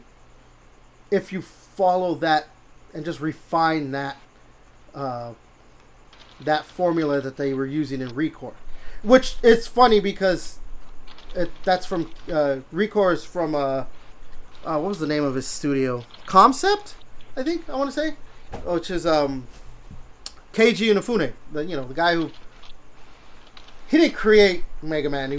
He's like part of the creation of it, but yeah, I think you could do a Mega Man style platformer in 3D if you take what Recore did and just make it better. I don't know. I want a new Mega Man game. I'm tired of not having new Mega Man games. Okay. One more thing, and then we're going to talk about... We're going to have a discussion on Game Pass. This is a rumor, but supposedly there's multiple Fallout projects in development. That could be... Yeah, there was called an MMO one. Oops. So, no, well, this would assume... So... MMO expansion and then mainline. So, no, there's probably a Fallout 76 expansion, but there's also rumor that, like, they were going to do, like, Fallout 3, like, remake, you know, stuff like that. Fallout New Vegas remake, which, if this rumor is true, like, that lines up that, you know, multiple Fallout projects. I feel like, yeah, we knew like Oblivion, and it just came out. Now we know it's coming. See, that's my thing. I think that was going to be their test. They wanted to see how well the Oblivion remaster was gonna do, and then if they were gonna be like, you know what, let's go ahead and push forward. Like, I know I was, you know, bitching about Last of Us being re-released, but there is a market for these games, like, to be re-released, you know, especially to look newer. I mean, especially a game like Fallout 3, Fallout New Vegas, they came out on the 360. Like, yeah, there's a market. The golden age of gaming, yeah. But there's a market for it. Like, there is a market for these games to come back in some fashion, just to look prettier, and people will play them. Especially like New Vegas, like that's like everyone's favorite Fallout game, you know. Well, the thing is, it'd be kind of crazy, especially if these just drop around Season 2 Fallout. Yeah, like little before, around the time, or a little after the show. Like, that'd be kind of nutty, you know.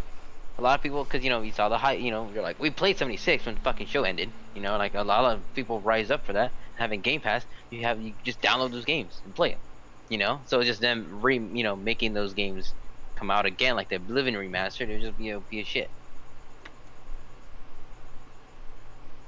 And with Fallout 3 being so good, same with New Vegas, it's like the RPG element and all the dialogue is a lot more in depth with that shit than fucking Fallout 4.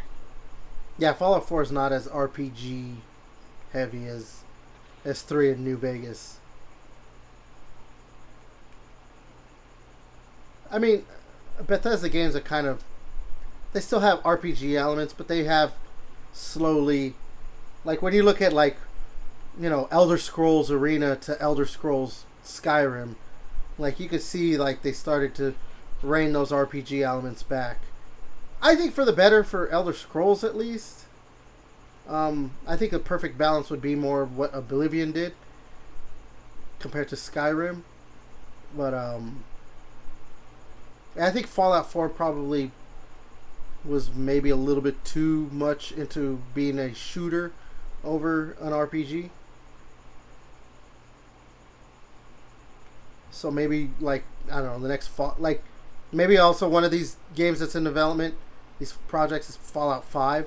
So maybe it would be best if, like, they were like, oh, let's make it more like Fallout 3 at least. But it plays more similar to Fallout 4. I don't know. But yeah, I'm inclined to believe that, yeah, they're doing remakes of 3, New Vegas, and probably, yeah, like Fallout 5 and a Fallout 76 expansion. Like, that makes sense to me.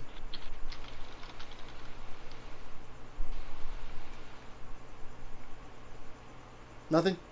Like, Deb, yeah, you got I mean, nothing? we already said that, but yeah, I mean, that's probably most likely what it is. I mean, they're probably working on remakes, a new mainline entry, and an expansion.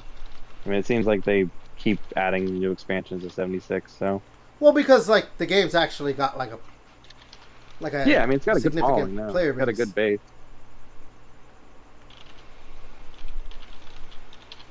it's one of those things I keep saying, like, yeah, just because the game didn't come out the gate on fire, like, doesn't mean if you don't just keep at it, it won't get its following that you could, like, it sustains it. And yeah, from all intents and purposes, everything I've seen, people are like, oh yeah, this game is great now. It didn't start out great, but now it seems to be, yeah, people think it's a great game, so.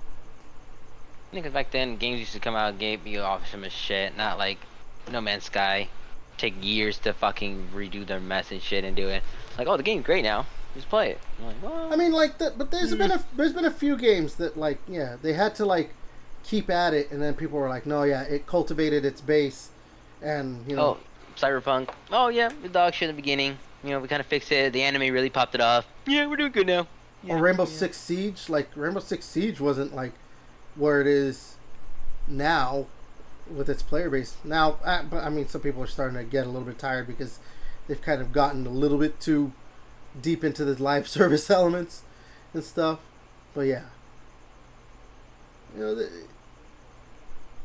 that's why when you see, like, games like X Defiant, like, oh, yeah, we're just going to abandon it. It's like, why? The game, like, maybe if you just keep at it, people are, like, especially too, like, Ubisoft, like, oh, we're going to abandon X Defiant. It's like, you guys have a game in your, that you publish that you know for a fact, like, hey, if they just keep pushing at it and just, you know, refine it, you get the player base. I mean, yeah, I know I've said too, like, people just have their game that they're going to play, but, like, it doesn't matter. You are going to get your player base if you just keep at it. May not be as big as something like Call of Duty or something, but yeah, you're going to get your player base. And X Defiant was fine. It's not like it was, like, bad. So, like, if they just kept at it, it would have been probably, like, one of those games like, yeah, dude, no, you got to play some X Defiant. It's just like Fallout 76.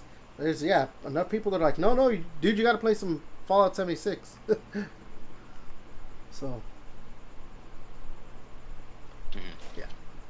I don't know. Is there any specific thing that, like, any specific games you guys would, like, okay, if they're coming out with this, yeah, I'm going to play it for sure. I mean, I guess Fallout 3 for you, JJ? Fallout I played both. Yeah, Fallout 3 in Vegas.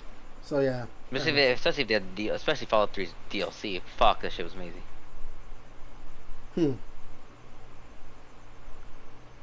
I don't think I've ever actually played any of the Oh, dude, Operation Anchorage, Mothership Zeta. Oh my fucking god, that shit was dope as shit. I've only played the base game and finished it, but I've only played the base game for Fallout 3. I've never done the DLC.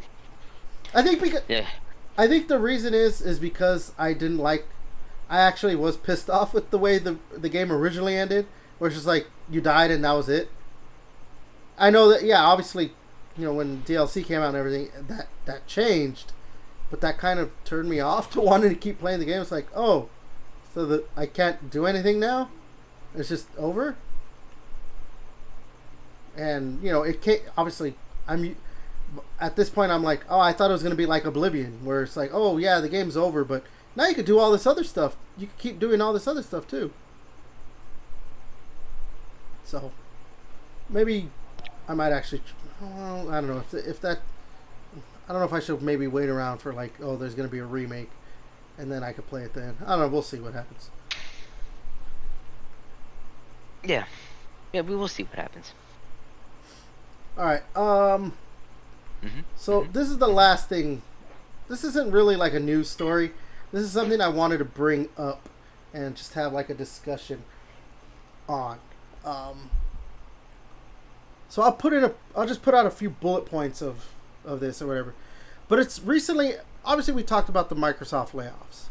You know, they laid off 9,000 people, canceled some games, closed some studios. Ever since then, there's just been a lot of different ways people are saying basically Xbox is either dead or Game Pass, specifically Game Pass, is unsustainable. You know, obviously you get the people saying like, well, it's clearly not making money for them. because that's why they're closing studios and this and that. But I mean, when you look at why they actually laid off people and all that stuff, it's because Microsoft just wanted to free up $80 billion for AI infrastructure. Stuff like that. So I don't think it was necessarily another reason why I wanted to bring this up, because obviously this discussion has just been going for for just a long time, or not a long time, but a long time, but specifically this week, because there's this I forgot what he works for. It's a website, the game business. Christopher Dring. He tweeted out that he asked for clarification on if Game Pass is profitable, and he said that he got back saying that they told him no first party costs are included for Game Pass. So that sent the internet, fanboys and everything in a frenzy. Basically, that it's separate. Whatever Game Pass makes is what Game Pass makes, and when they release games, and develop games, that's completely separate. But then they had to Microsoft did come out and clarify that, no, that's not actually how it is. That there is a somewhat separate, what Game Pass makes, they don't necessarily bring it to their first party stuff, but it's not also necessarily separate. It was this weird thing. It is all still together, but it's something along the lines of that it makes their first party games, the margins are a little bit smaller. But now that they've been releasing games on PlayStation and everything, the margins are just a little bit wider now and everything. So it made it a little bit more like you had to make more money selling games. I mean, people are still just that. Obviously, once you put something out on the internet like that, it doesn't really matter. Once this guy Christopher Drink put that out, that was it. That's the narrative. That's why Game Pass is making money, because it's just taking money away from, development of first parties and everything. He did come out with a tweet to clarify it too, that he was like, oh no, that's not it. That's not the case at all. It's just in general making money, and they make money selling their games and everything, all that stuff too. Again, it didn't matter. Also, just adding in this,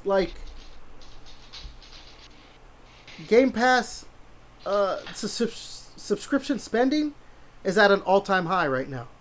It's not just Game Pass, it's also PlayStation Plus and stuff like that. But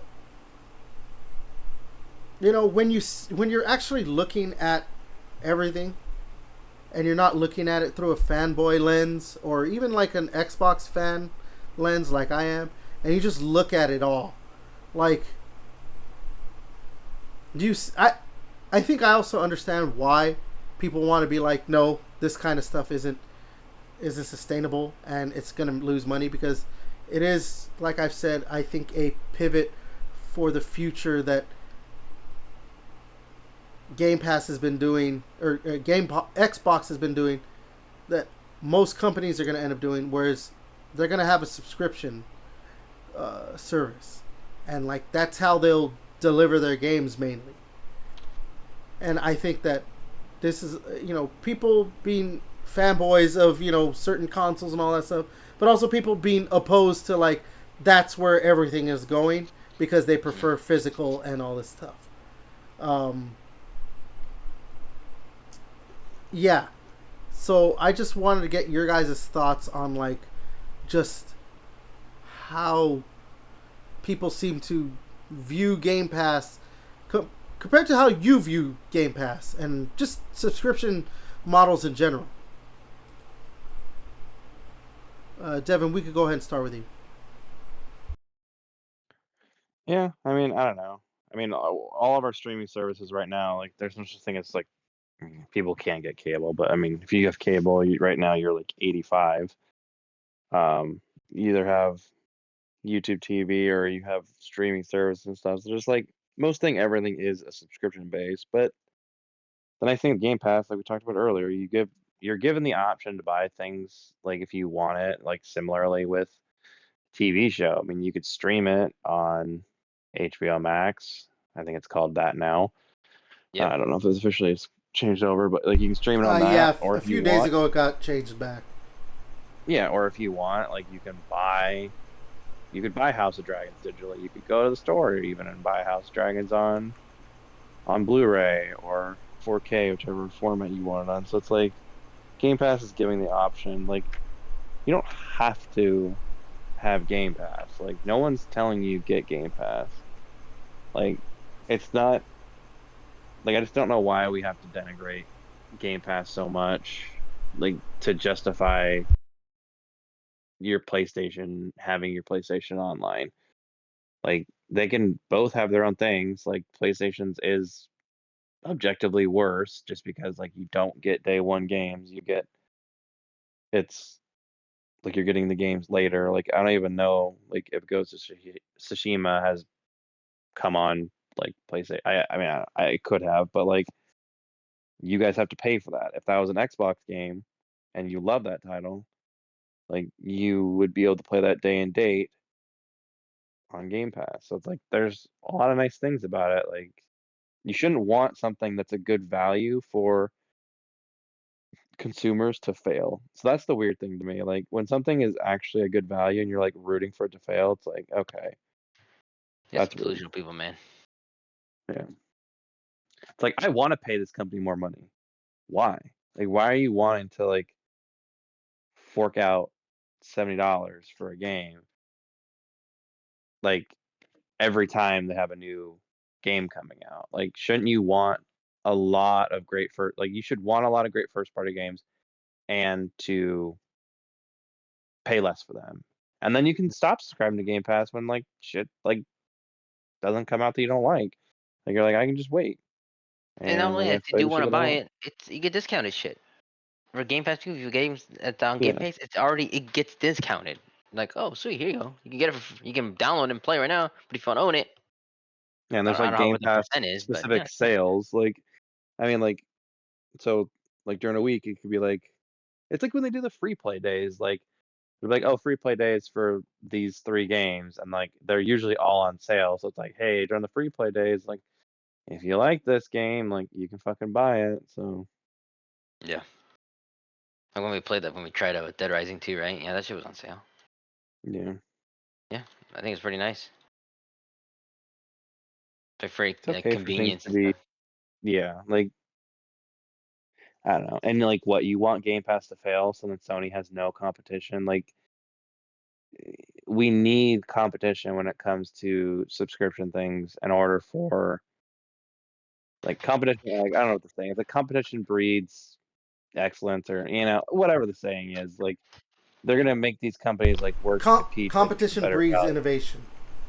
Yeah, like even if it's not innovation, it's just like making like competition's gonna make it like whether it's a better value or whatever it is. So it's silly to like want Game Pass to go away because I mean, look at Nintendo; they're the only ones doing the things in their space. They get to kind of do whatever they want. Like you shouldn't want essentially a monopoly. Like you Yeah, shouldn't I want mean, that. like, look. So, obviously, when you look at like, we'll go from just the PlayStation start of the PlayStation. You know, from PlayStation 1 to now. Obviously, when they released the first PlayStation, it came out the gate and it was popular. But they needed to keep that momentum. What they do? They added a DVD player to PlayStation 2 because they knew they needed something to not just be, oh, it's just the PlayStation, but you know, more powerful. And they need to keep their lead. Then, you know, they try to do that with PlayStation 3, but they kind of fucked themselves with like, oh, having like I forgot what it was, the architecture, and so third parties didn't want to really develop on that console, and obviously we had the Xbox original at that point, but then the 360 came out and they're like, well, we got to do stuff to make sure that we separate ourselves and we could try and be the lead console designer. So that's why you have like Xbox Live and the Xbox Live Arcade, or being able to download games. Yeah, it's that thing that like we have to do stuff to make sure our system is the popular one and everyone wants to play ours. That's why you have things like, you know, the PlayStation 4, the PlayStation 5. I mean, like, you think they just did the controller, the DualSense, they just did that just because they wanted to? No, they were trying to do something to separate themselves from the other console makers because they want to be the lead console maker. Or the same thing, you think Xbox came out and was like, oh, we're going to do backwards compatibility basically from the beginning just because, you know, out of the goodness of our own hearts? No, they wanted to do something that was going to be like, oh yeah, now I'm going to, especially too, if, you know, they're talking about forward compatibility, where it's like every game you own is going to play on their, you know, consoles going forward. Like, that ensures that people who buy games on their console are going to stick with their console. They're not doing that because, like, it's out of the goodness of their own heart. They're doing it because they want to be market leader, especially because they're third place. That's why you have Game Pass, because they're doing something that's, okay, we got to do something that's going to separate, you know, I mean, like PlayStation Plus. When they did the PlayStation Plus, they didn't, you know, they had to do something different from what Xbox Live was doing. So that's why they had the games, because I want to say they did the games first, right? And then and then they had the gold games, or games of gold. So, you know, yeah, it is just weird how, like, they're like, no, Game Pass has to fail, so Xbox to fail, and then that's it. They need to just be done.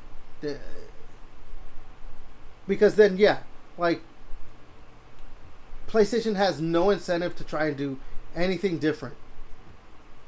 And just be like, oh yeah, this is what we do, and you're going to take it. Because, yeah, like you said, I mean, that's what Nintendo does. Nobody competes with Nintendo. Like, Nintendo's just, that's it. They don't care. They are what they are. And if PlayStation has nobody to compete with, it's basically that times 2 now.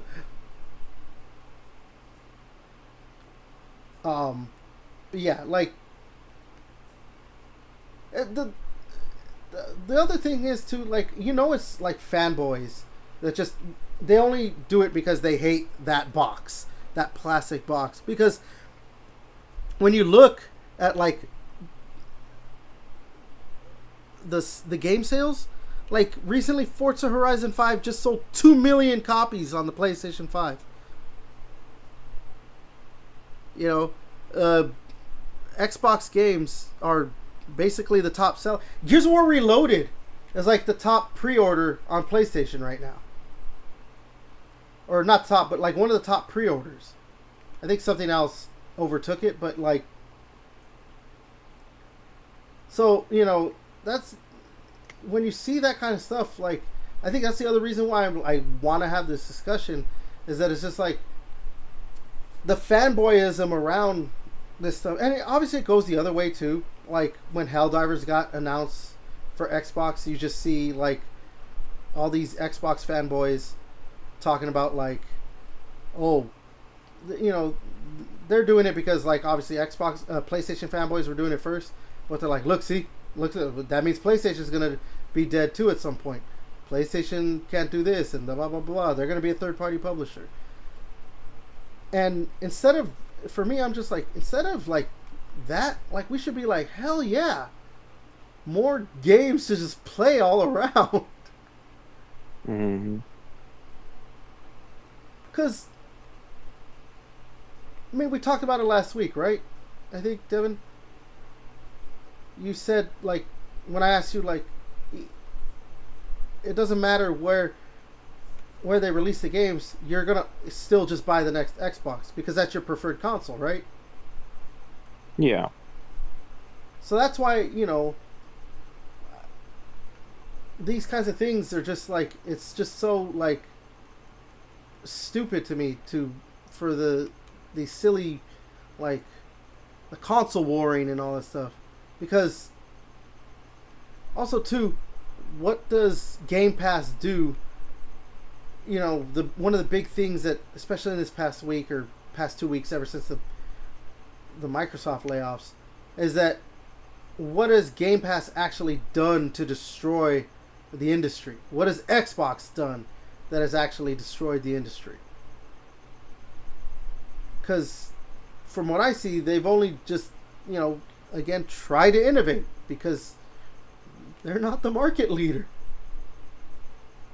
So they're just trying to do stuff that, yeah, is going to be more pro-consumer. Yeah, there's stuff that's anti-consumer with, like, raising prices, but that's because everything's getting more expensive, and we have an idiot in office that is very antagonistic to the rest of the country or to the rest of the world with At least he's not on any that makes him a pedophile. But he's at least he's not a pedophile. At least he's not. Yeah. At least he's not on. At least he's not a pedophile. That's not on, you know, some imaginary list that definitely doesn't exist. Yeah. Oh my god. Yeah, I don't know. What about you, JJ? Just what about you? I think I kind of said a little bit of points with talking to Devin. But I mean, you don't have much more to add to that, or? Not really, no. I agree with a lot of Devin was said. Just trying to branch off a little bit, but no, not really. Honestly, they should make Game Pass prices even higher, to be honest. I mean, they're going to at some point. Like everything, at some point they have to. Like it's $20 right now, but I wouldn't be surprised if by years end fucking a lot more gamer, like game shit, good games coming to the thing and increase the price. I'm okay with that a little bit, you know.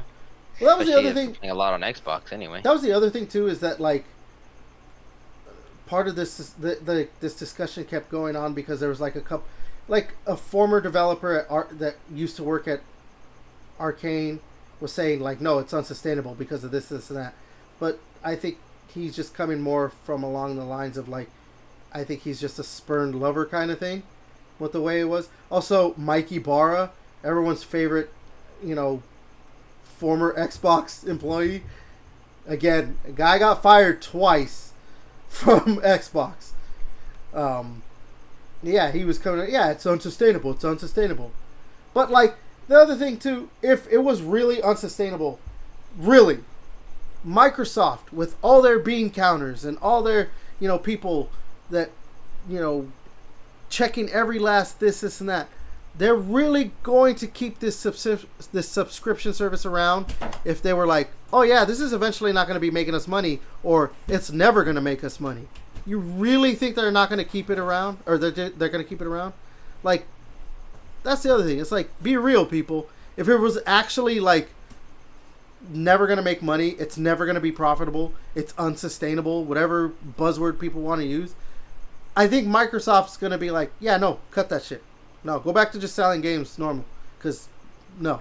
Like, obviously, they either saw or it has already started that, like, yeah, they're making money off of it.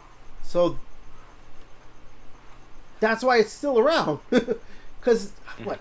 Game Pass, I want to say it was like 2016 it came out, right? It's been a while. Like,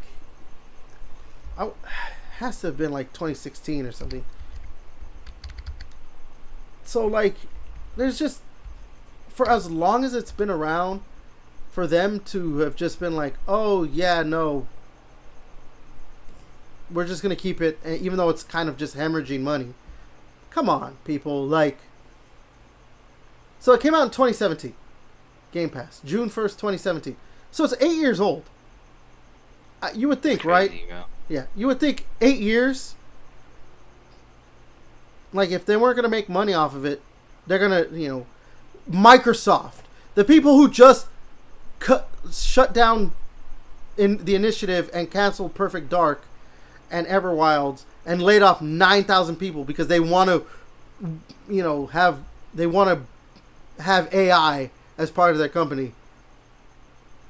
They're just going to be like, oh no, yeah, this subscription service, oh, it's not making money, and it's probably not going to make money either for years, if at all. Yeah, no, go ahead. Just, yeah, keep it around. Like, no, Come on, guys. Let's be fucking realistic here. You know? Like, yeah. That's the other thing that gets me, like, I do not understand how, like, people cannot, well, I mean, no. Never mind. I can understand because people are idiots. Like, you can't use basic common sense reasoning to be like, yeah, Microsoft has clearly done the numbers for them to, you know, allow Xbox to keep doing this service for as long as they have. And not only that, but to give them money to go and purchase Bethesda and then go and purchase Activision Blizzard. Like, yeah, it came at the cost of, like, now they're releasing their games on PlayStation, so they're essentially also a third-party publisher, while also doing consoles, which they obviously see money in consoles still being made, which is why they're doing them still. But they're also branching out with, like, you know, the Xbox Ally and all that stuff. So, I don't know. All this is just... This discussion, I know it's going to keep going.